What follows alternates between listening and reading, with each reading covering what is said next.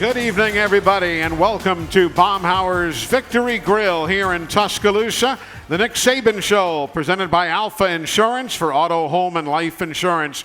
Call Alpha. The coach will be joining us here in just a few moments, but we are joined right now by Jamie Erdahl. She'll be the sideline reporter, has been all season long, last year as well for CBS Sports. Good to see you. Welcome to the show. Thank you. I'm honored to be here. My compadre, Brad Nessler, was on the call last year with us. We dropped him off in the parking lot since we know parking is tough during the show. So we just dropped him off. I wasn't able to come in and listen, but I'm happy to be here and thrilled. That's great. Yeah, Brad's been on with us the last couple of years. Of course, Vern Lundquist before that. But it's great to have you. You've been around sports all your life. I was talking, and it's true, you did play women's basketball and softball at St. Olaf. But I first saw you when you worked for Nessler, the New England Sports Network. You were on coverage of, among other things, the Bruins, the Celtics, the Red Sox, and so on. And then you got the call to go to CBS. It's been a very quick rise for you. It has. I was very lucky to spend my 2 years in Boston. Definitely one of the tougher places to kind of cut your teeth in the television industry, having to work with Bill Belichick and the World Series winning Red Sox when I was there. And you have to know your stuff or else you get run out of town. And I liken that, honestly, to SEC football. There wasn't a fan base similar to the Red Sox and the Bruins and that Boston fandom that I likened anything to until I got really to Alabama and to SEC to understand that you really need to know your stuff or else people are going to say, we'll see you later. Yeah. Was it an eye-opening experience? Was of course, in our state, there is no Major League Baseball, no NBA, no NHL, no National Football League. Mm-hmm. When you got down to this part of the country, was it an eye-opener at how extensive the fervor of the fans was? It truly was, especially being from Minnesota, born and raised. You know, while we appreciate Big Ten football, it just doesn't drive the needle the way football does in the South. And you have to, pay your dues down here and really learn and listen and appreciate your time at practice and at games and on the sidelines. I do my best to listen to Gary, what he says when we are able to watch practice, and you can steal moments with coaches here and there, but I'll tell you, the fact that I get to sit next to this man for the next hour is more than time than I'll ever get with any other coach in the SEC so far this season. Plus tomorrow, I guess it's 11:30, you and Brad and Gary will visit with Coach Saban in his office, and that precedes our Nick at Noon luncheons on Fridays. How candid and open have you found coaches? And I'm not asking you to name names. Sure. But how candid and open are these gentlemen when you sit down with them on a Friday and say, okay, what you got in store for tomorrow and what can we look at? Do they really tell you? Well, they do. I think two things are really key there. It's the amount of times you get to spend with them. You know, having a team once or twice in a season and then not having them for another 11 months is challenging. You know, you have to be just as familiar with them than they are with you. And with anybody that you meet, you know, you see someone in the aisle at Target, you're not going to share your life story with them. You maybe after 10 meetings you would, but you have to spend time with somebody to really earn their trust. And that is the same case with coaches. So I'm only in my second year in this conference, so I am learning how to work my way into those conversations. And I also benefit from being around Brad and Gary, and then when Vern was here, the fact that they've been in that room so many times before, I'm very lucky to be kind of grouped in with them in terms of a trust factor. When Brad and Gary and you sit with the coaches, I'm assuming that Brad and Gary are looking more at X's and O's. Yes. They're talking hardline football stuff. What kind of stories do you try and glean, whether it's from the coach, from players, from media relations people? What do you look for to be armed with as you go on the air Saturday? Well, I really view those Friday meetings with, especially when you're with the home team, is that's my last opportunity to clear up any questions I have, hopefully from things that I've discovered throughout the week. I do my best to talk to players on both sides, from both teams, on the phone during the week, and get some initial stories. But there's no good story, in my opinion, on television when you're listening to a game that doesn't have another angle to it. So if someone tells me a story, I always want to follow up with the coordinator or the head coach and just inquire either about the player, about the background, and just get that extra layer, because it also helps the broadcast. If Brad and Gary start telling the story, I'm able to finish it up. You can pay it off. Exactly, sure. Because you're kind of left stunned if Brad and Gary tell the whole story and then they say down to Jamie and all I ever have is exactly what they said. So can't really help the cause there. Here comes Coach Nick Saban. Not that the folks aren't applauding for you, certainly, Jamie. For my women's but, basketball stardom. Exactly. But hey, St. Olaf is big up there. It really is. But Coach Saban making his way into Baumhauer's Victory Grill as we spend this evening together. And Coach just getting settled. And I know you know Jamie sitting right here with us. Great to see you, Coach. How you doing? Doing great. How are you? Good. We're having a nice visit with. Jamie was laughing. I introduced her as a women's basketball and softball star from St. Olaf's College in Minnesota, and she says, "I don't know if I'm a star, but she's an athlete, and that's always good to have with us on the panel." Yeah. Well, I think it probably makes a world of difference for her in what she does now. In fact, that you did play and you were a competitor. I think you have a great understanding. That's probably a good thing.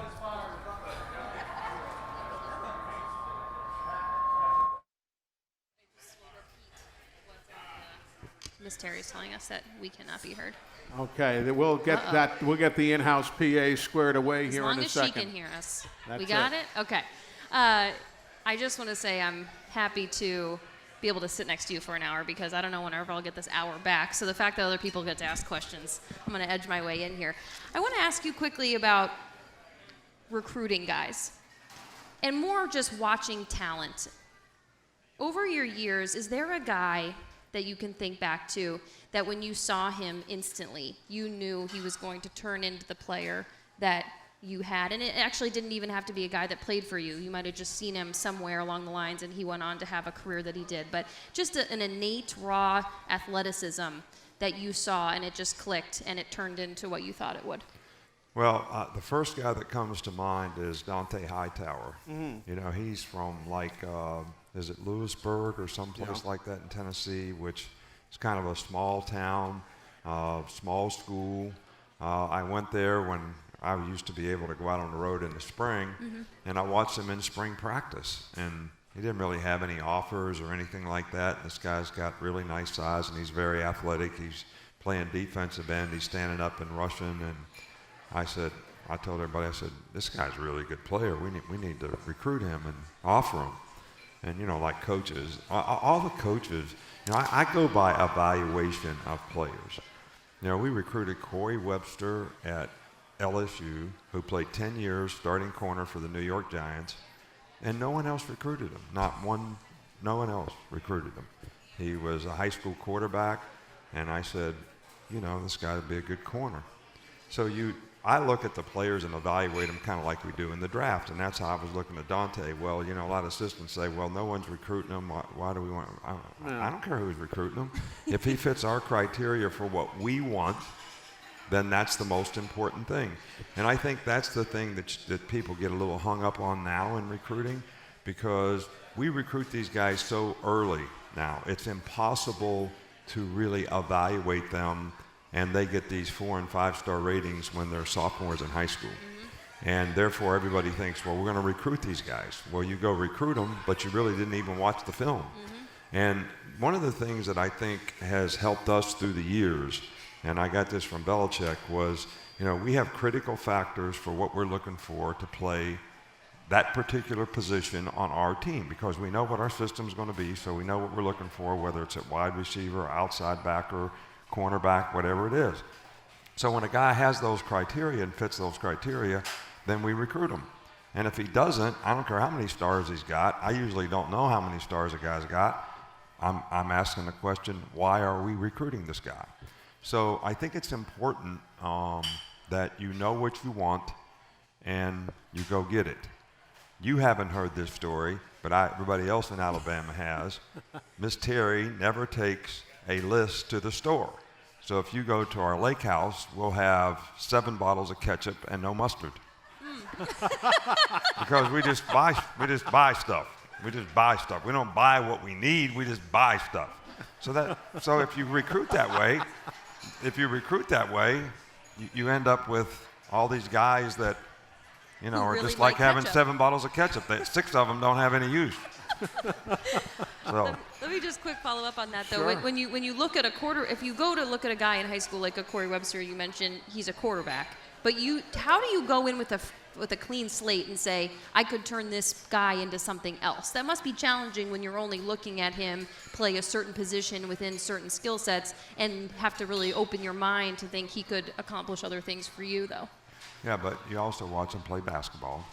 All right, so you see his change of direction, initial quickness, how he moves his feet, eye-hand coordination, can he catch a ball? All right, so the critical factors for a defensive back are you got to be able to tackle, which we couldn't evaluate because he never played defense. You got to be able to play the ball in the deep part of the field, and you got to be able to play man-to-man. So if you watch a guy play basketball and you watch him play defense, you can tell if he has the footwork, change of direction, open his hips, all those things. So, you know, and sometimes you're taking a chance, but, you know, I mean, you got to know what you're looking for.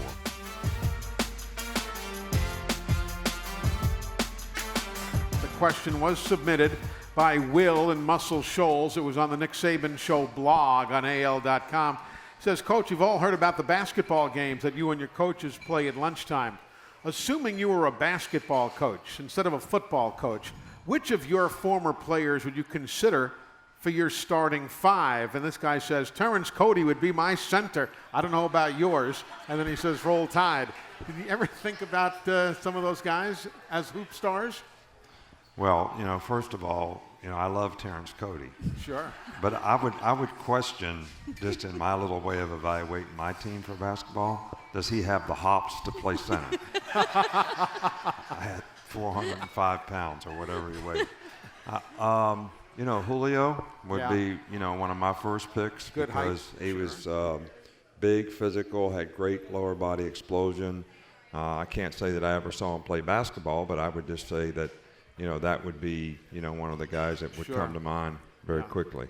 Yeah, there are a number of others, but that's a great question, and we appreciate you calling in, Will. Let's go to Pee Wee. He's on the phone, and he's down in Grand Bay, Alabama, and he's our first caller of the night, brought to us by Alabama 811. Always contact 811 before you dig to know what's below. Call 811 or online. It's al811.com.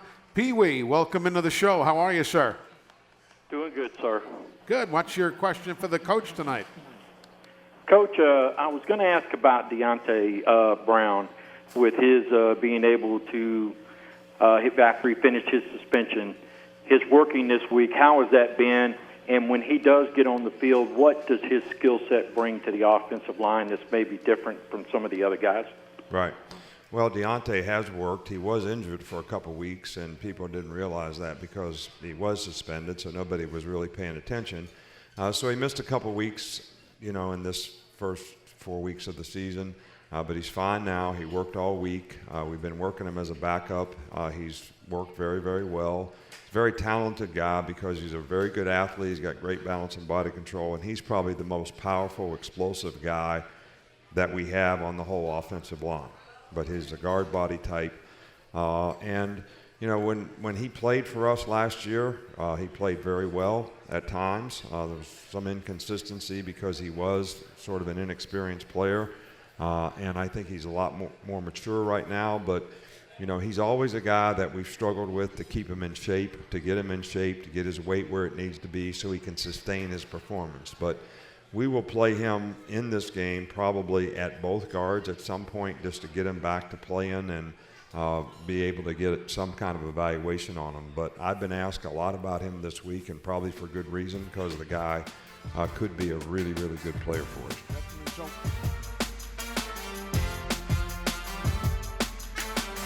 Coach, we just talked about your good friend Bill Belichick. Jamie was with the New England Sports Network and obviously CBS for the NFL. And we talked about covering him on a daily basis and how, you know, you got to be ready. And like she said, he makes you work for it. But if you have good questions, good input, you know, you get good answers. Yeah, well, And you listen really he probably closely. didn't think I had very many good questions for the 4 years that I spent with him, but I certainly got a lot of good answers. I know that. I bet. And learned a lot. That's the main bottom thing. line. Yeah, it really absolutely. is. Coach, a gentleman right here to your right with a question at the restaurant. Good evening, sir. Welcome in. Thank you very much. Nice to be here, Coach. In the Southern Miss game, we were able to establish the run game early. How important will that facet of the game be as we move further deeper into conference play? Well, I don't think there's any question about the fact that probably the strength of our team is the skilled players and the quarterback. But I think the more balance that we can create on our team in terms of run pass, the better we're going to be. Amazingly enough, I've explained the RPO system, a lot. I mean, so a lot of the times that we end up throwing the ball, the team is actually giving us the throw, not the run. We would run the ball more if we didn't have RPOs, and we don't have to put RPOs on plays. And, the downside of the RPOs is the receivers have to be able to block the plays when they can't block when they're running RPOs. It's hard to convert from running a pass pattern to blocking. So, and there's several occasions in the game last week that if we were blocking the plays and the receivers were blocking on the perimeter, we would have had more explosive runs. All right, so you kind of got to pick your poison a little bit in terms of, do you want to throw RPOs and have a chance to make big plays when they try to take the box away from you and the run numbers are not in your favor? Or do you, and what you give up there is you give up a little bit of blocking on the perimeter when you do break the line of scrimmage.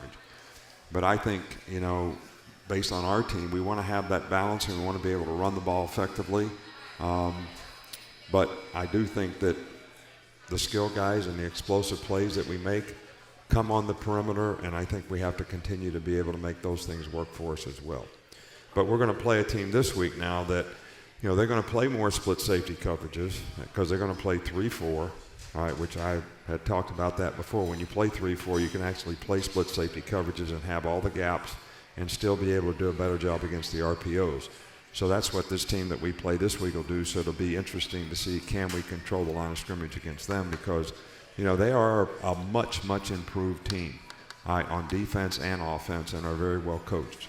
I was going to bring it out. I didn't realize until starting my homework this week, 39% of their plays are RPOs, which is number one in the Southeastern Conference. Yeah, and they've got really, people say, well, they lost these great skill guys because they had some really good players that were first and second round draft picks. That were wide receivers and so forth, but they've got a good runner. And some of these young guys that they have on their team are very talented guys, especially when you get them the ball in space. Both quarterbacks that they have are very talented guys that can make plays with their feet. So not only you have to defend the zone play, you got to defend the zone play with the quarterback keeping the ball, and then the quarterback keeps the ball and also has an RPO to throw off the keep. So where we just throw the RPOs from the pocket, they throw them on the move. So it's triple option. You have to, and we've given up some big plays around here on that. It cost us games before too. People always remember the kick six at Auburn. All right, but the play that beat us in the game was when they tied the game with 30 seconds to go, and it was RPO. Guy ran down the line of scrimmage. Corner thought he was crossed the line of scrimmage, which it was, very close. And he left the receiver, and they threw a long pass and scored a touchdown to tie the game. Yeah. So those are the kind of things that we have to defend in this game with the players that they have, and they do a very good job, with those guys, and they've got pretty good skill players. They do.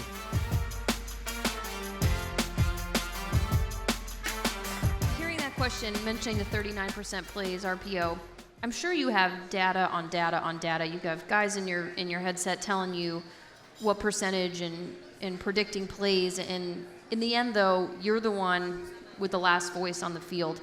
How often, with all the information you have coming at you in a game, are you going against, what the data tells you, and I'm going with what my gut tells me? And how often is that different than what the numbers are implying? Well, first of all, the thing that I've heard more on the headset than any other thing, you'd never guess.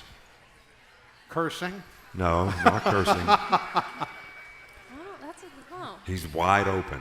I hear that from the offensive coaches. Every time we call pass and the quarterback doesn't throw the ball, the guy It's wide open. I mean, it's like every time I hear that, I just go, how many, if I had a nickel for every time I've heard that, it'd be something. But, really during the game, we don't really talk a lot about statistical, any kind of, nothing comes out from a percentage standpoint. There's no, what percentage should we go for it on fourth down? I kind of look at it like, All right, you got to have faith, trust, and confidence in your players. All right, so sometimes it's the right time from a field position standpoint and a game management standpoint to go for it on fourth down. I always try to tell the offensive coordinator when it's third down, we're going to go for it on fourth down, so you got two downs to get whatever it is you have to get. Before the third down? Yeah, absolutely. If it's 3rd and 3, you want the guy to know he's got 2 downs to get it. That means you only got to get 1.5 yards. You don't have to get 3 yards on this down. All right, so but we don't talk about percentages. We don't talk about, are we going to – we talk about a lot of this stuff before we ever go into the game. Gotcha. We have a staff meeting on Saturday morning that lasts for about an hour. So we talk about a lot of the things that how are we going to do this in this game. So the decisions are made actually before you get in to the game, but not very much statistical information. And I think that when you call defenses and when you call plays, that you do it a little bit from the gut, all right, but you got to be able to play situational football, and you got to be smart about that. And I could list game after game that we've lost, all right, when we didn't play good situational football, because it's 3rd down and 5, and the quarterback gives the guy hang loose, and all we got to do is get a first down, and the game's probably over. I mean, it happened when LSU won a national championship the second year we were here. And we were playing here, and we were tied in the game, or we were just ahead in the game, and all we had to do was get a first down with about 3 or 4 minutes to go in the game, and we throw a takeoff, and the guy that run a 5-yard out route's wide open, all right? But in that situation, you throw the out route. You don't throw the ball on a low percentage, risk-reward play. And we had to punt it back to them. They went down and scored, and then, the game was different. So you have to play situational football. But, one thing in practice, like we do 2-minute today at practice, and you were there, all right, situations come up in that all the time as to how do you finish the game. And whether you call timeout, you don't call timeout. And some of those situations come up every week. I'm not going to ask you to compare players. I know that's something you don't do. I am curious, though, how Ole Miss changes depending upon whether Carl is the quarterback or Rice Plumlee is the quarterback. Are they still basically the same team? Well, people ask me that all week long. And Plumlee played the last 2 series of the last game. Yeah. And one of those series was 2-minute. All right, so they were behind in the game, so he went 2-minute. All right, so they were in a completely different offense that they probably would have run regardless of who was playing quarterback. Right. So we don't have a lot of history. All right, but my feeling is both of the quarterbacks are very similar in terms of skill set. Both guys are really good athletes. Both guys are really good runners. Both guys have capable arms, talent. So I don't, and they're very similar to the quarterbacks that Rich Rodriguez had at Arizona. Sure. All right, so if you look at what they did at Arizona, what they're doing with the same kind of skill set quarterbacks, both guys being very similar, I would think that there wouldn't be a whole lot of difference in what they would do and how it would change their team. But I don't know that for a fact, and whatever happens in the game, we'll have to adjust to it. You know what's interesting? You talk about Rodriguez. You got Jack Bicknell's son over there. Coaches, it's amazing what coaching lineage is like. Guys show up everywhere and bring something from their dads and their brothers, whatever. It's just interesting to see all these familiar names. Well, Rich Rod he didn't go to my high school. Right. I went to Monongah High School, but when I graduated, they consolidated into North Marion, and he went to North Marion. He's actually from Fairview. He'd have went to Fairview High School, which, we used to beat like a drum when I was playing in high school. But of course. They were much better when he was there.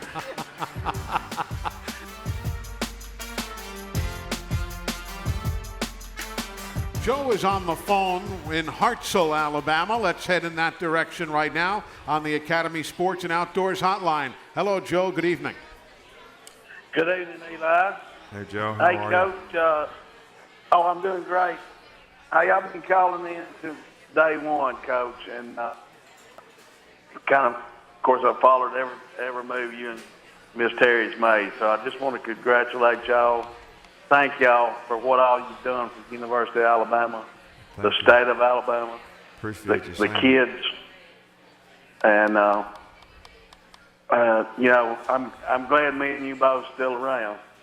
Amen to that, and we appreciate it. And what you do for the kids can't be forgotten or overstated. The work that you and Miss Terry do with the Knicks kids and all is that's what it's all about. Winning ball games important. It's your livelihood, but doing what you do with the kids, that's what it's all about. Well, it is, but I also think that, that's something that we're very proud of and very committed to, and it's the way we give back to the community. But, I think sometimes maybe the fans don't actually even see when you say what you do for the kids. It's the players on the team.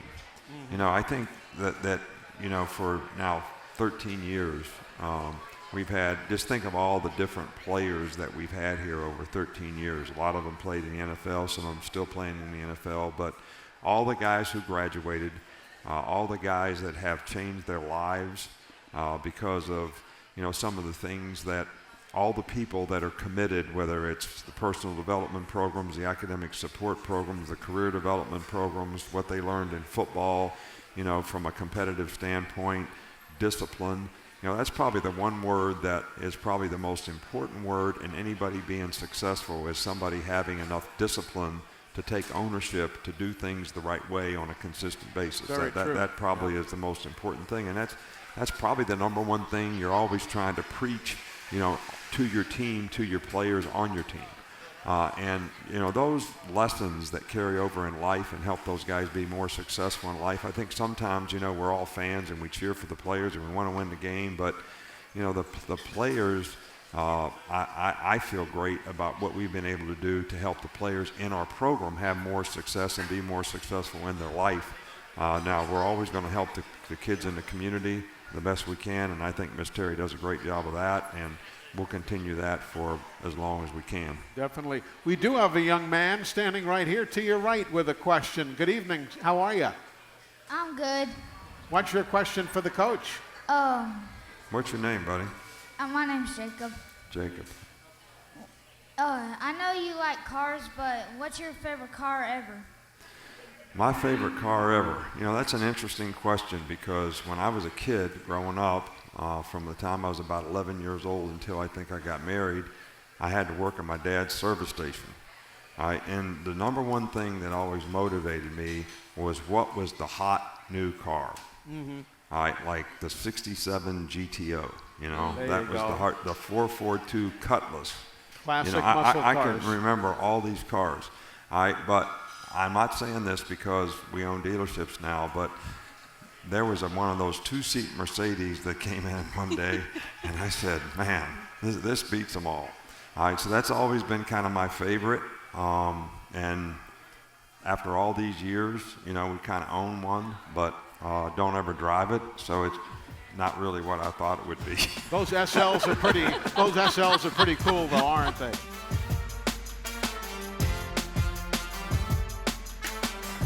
Coach, you have a pretty tremendous group of wide receivers on this team. There was what we all viewed as a pretty fun video that came out of them playing rock, paper, scissors in the game this week.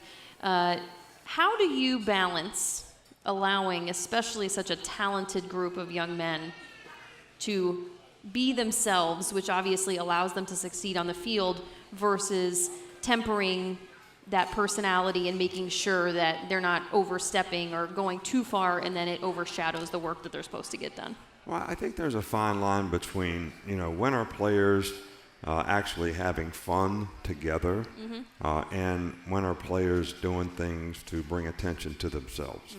And I think there's a fine line in that. And I never really got the feeling from that group that was the intention, in terms of what they were doing. So it was, no big deal from my standpoint. But when players do things that affect their performance, then I think you have to step in and let them know that, this is not really creating value for you. People don't respect you when you do these things, and it's not really actually helping you play better. So why are you doing it? What's your goal? What are you trying to accomplish here? Because people do so much about how they feel. Like if your energy isn't right or our team's energy isn't right, there's 100 reasons why it might not be right. You know, guys have midterms, they're beat up, they don't feel good because they're beat up. They may have their feelings hurt because they're not playing enough. But still, I don't care how you feel, you really have to choose, you know, to do the things you need to do to improve, to be successful, to accomplish the goals that you have. So you got to take ownership for what you do. The same word that I used before, and you have to have the discipline to do it. So when players are doing things that don't allow them to do that, I just bring them in. Sometimes I show them. Sometimes I just talk to them. But when you can really make a point is if they do it in practice, those habits will show up in the game. Sure. All right, so when you bring a guy in and you show him, here's what happened in the game, here's what you did in practice, we're telling you that this is not helping you. Now you put this on tape, and everybody's going to see it, and everybody's going to evaluate it. How does this create value for you? Mm-hmm. And there's not very many guys that can't see that light.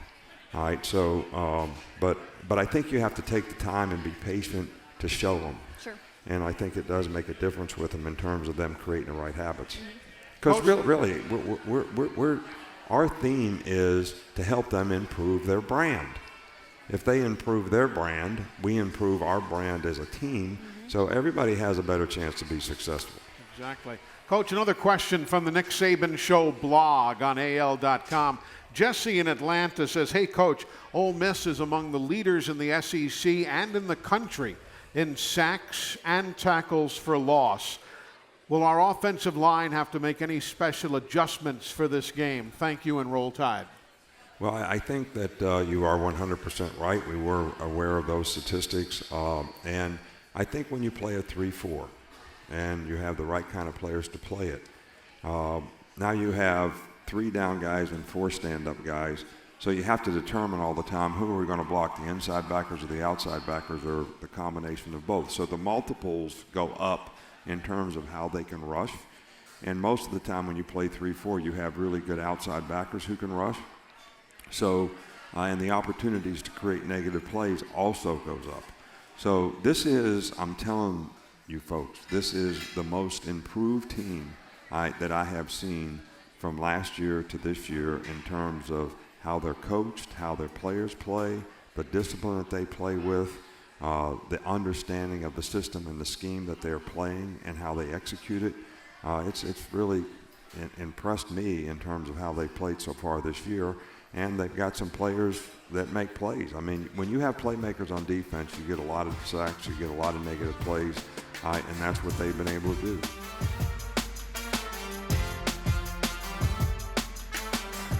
Coach, I'm going to ask kind of a selfish question. You do a fantastic job in your intensity and your approach with your team on the sideline. As you head in at the half, though, how tough is it to switch your mindset over to have a coherent conversation with somebody like me? I assume it's challenging because I know if I ran a marathon and then someone stopped me and asked me 3 questions, that would be a challenging thing to gather my thoughts and make sense. And when do you do it? How are you able to flip that switch in order for it to come out the way it does? Because sometimes, you know, when I talked to Will Muschamp a couple weeks ago, you know, it's challenging in those moments. How do you do it? Never really thought about it, really. Because I see you coming sometimes, and I'm like, "Ooh, here we go. We can do this. It's teamwork," and then it comes out. But you know, really, you have thoughts in your mind as to really how the game is going. Mm-hmm. Some of those things you wouldn't say publicly, but some of them you would. And you don't ever want to criticize individuals, coaches, players, or anybody like that. But you just have some general thoughts and comments in your own mind about why the game is going the way it's going. Whether you turned the ball over too much, you got too many penalties, you stopped yourself on a couple drives, you didn't score in the red zone. All right, so, you know, you already have those things in your mind. And most of the time, I use the media to say what I want to say to the team. All right, because they all listen, you know, to that more than they listen to me. All right, so if I put it on the radio or I put it on television and they hear it, they listening. All right, if I tell them in the meeting, it goes in one ear and out the other. So I just don't, I have to sort what I won't say Got to it. you that I Okay. might say to them. All right, but really, I'm always taking notes, mental notes, and sometimes I write things down during the game. Mm-hmm. All right, that I want to make a point of with the players, and I don't want to forget that. Mm-hmm. So, you know, it really is what it is. I mean, it's not like I gotta, okay, now I'm going to say something different to you because it's not really the truth about what's happening. Sure. But so I just, you know, it kind of is what it is. Interesting question, Jamie. Coach, it's time for your final word tonight, presented by Mercedes-Benz. Mercedes-Benz, the best or nothing. You know, I really do think that this Ole Miss team is kind of an emerging team. They got a lot of young players, and they played really well. I mean, last week, you know, if it wasn't for the goal line thing, that I had an opportunity to tie Cal, who was a top 20 team. So they're playing really good football. And I think it's really important that we have the energy as a team. But that energy is influenced dramatically by the crowd, by the stadium, by the atmosphere that's created. And, you know, I've said time and time again how much I appreciate what our fans are going through with this hot weather that we've been having. And we're doing everything that we can to make things available, to make you comfortable as we possibly can. But this time, I'm going to ask you to help us and help our team. You know, this team's going to go no huddle. They're going to try to snap the ball within 15 seconds of the previous play going off. You know, it's important that we make noise out there when they have the ball, make it more difficult for their quarterbacks to operate, make them go on silent count. You know, that helps our defensive players a lot. I mean, we go through this when we go on the road, so we got to make it that way when people come here and play. And we've been able to do that, but this is a big game. You know, it's a division game, and I always say when you have division games, it's like two games, because if you lose the tiebreakers to that team. So you got to win every one of them, and you got to establish how you're going to play, what your disposition is in terms of your competitive toughness, the efforts you're going to give. So this team knows exactly what to expect when they play Alabama, but I also think they need to know what they should expect when they play at Alabama. So energy is really, really a key for our team right now, and I think energy that's created by our fans in the stadium can go a long way in motivating our team even more in this game. Indeed to that, Coach. Thank you for your time. We'll see you at Nick at noon tomorrow. Have a good night. All right, thank you.